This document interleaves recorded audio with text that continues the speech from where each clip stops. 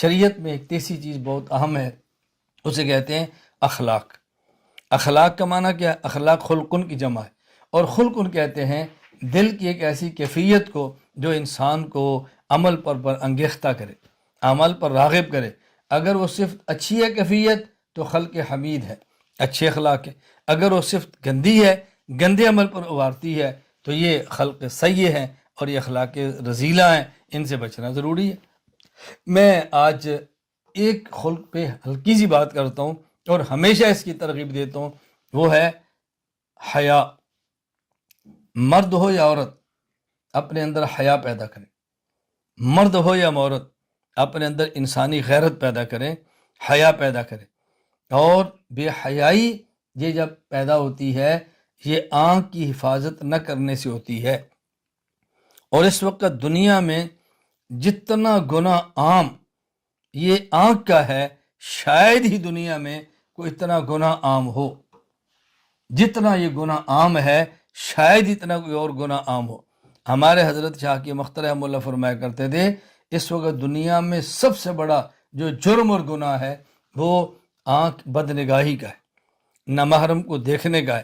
اس لیے اپنی آنکھ کی حفاظت کرنا از حد ضروری ہے۔ نامحرم عورت پر آنکھ نہ پڑے۔ رسول اللہ صلی اللہ علیہ وسلم کا ارشاد ہے، النظر من سہام ابلیس مسموم، یہ شیطان کے زہریلے تیروں میں سے ایک تیر ہے، زہریلا تیر ہے۔ یہ انسان کے دل کو تباہ کر دیتی ہے، یہ انسان کو برباد کر دیتی ہے۔ اور اس گناہ سے بچنے کے لیے یعنی سب سے اہم بات، ایسے موقع سے بچیں، ایسی جگہ سے بچیں جہاں پر یہ گناہ ہوتے ہیں۔ بغیر ضرورت کے بازار جانا بچیں، بلا ضرورت کے شادیوں میں شرکت کرنا جس میں مخلوط اجتماع ہو، مرد عورت اکٹھے، اس سے بچیں۔ بلا ضرورت موبائل کے استعمال، اس سے بچیں۔ ان چیزوں کی وجہ سے انسان گناہوں کے اندر مبتلا ہوتا ہے۔ جتنے مرد اور جتنی خواتین کا مجھ سے اصلاحی تعلق ہے، ان میں سے جس نے بھی بد نگاہی کی بیماری کی بات کی ہے، اس کی سب سے پہلی وجہ موبائل ہوتی ہے۔ جو بھی بد نگاہی کی بات کرتا ہے اس کی وجہ موبائل ہے۔ موبائل کی وجہ سے بد نگاہی، موبائل کی وجہ سے بے حیائی، موبائل کی وجہ سے غلط چیزیں۔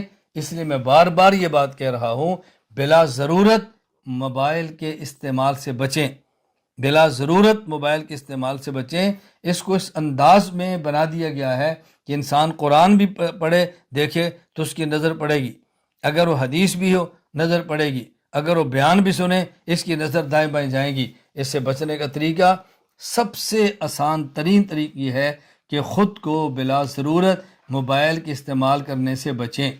بس جس قدر بلا ضرورت استعمال سے بچیں گے اتنا ہی گناہوں سے بچ جائیں گے۔